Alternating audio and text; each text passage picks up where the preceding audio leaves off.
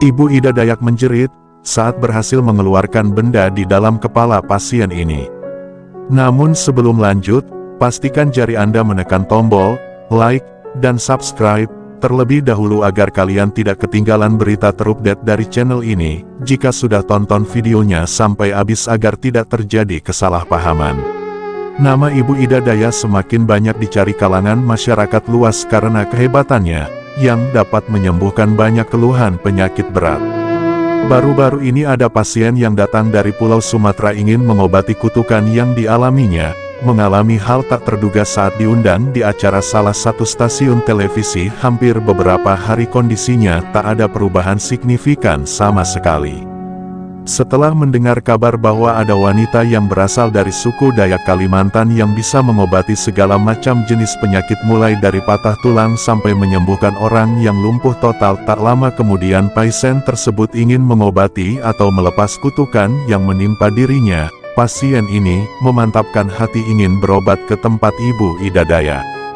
Dari pihak kerabat pun langsung menyetujui setelah melihat metode pengobatan Ibu Ida Dayak yang sangat terkenal ampuh dalam menangani pasien yang sakit hanya dalam sekejap mata.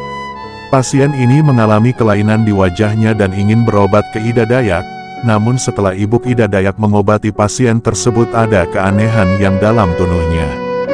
Ida Dayak adalah seorang dukun tradisional dari pedalaman Kalimantan. Dia memiliki pengetahuan yang luas tentang tanaman obat dan pengobatan tradisional yang telah dia pelajari dari nenek moyangnya.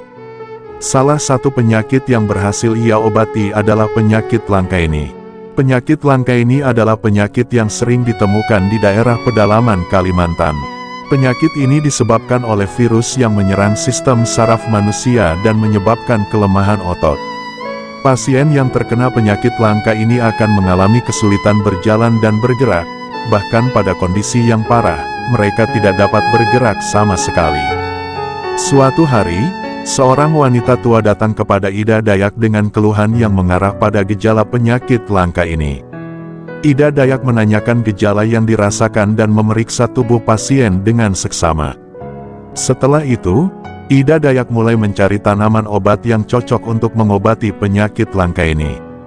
Ida Dayak mengumpulkan beberapa jenis tumbuhan obat yang telah diketahui memiliki khasiat untuk mengobati penyakit langka ini.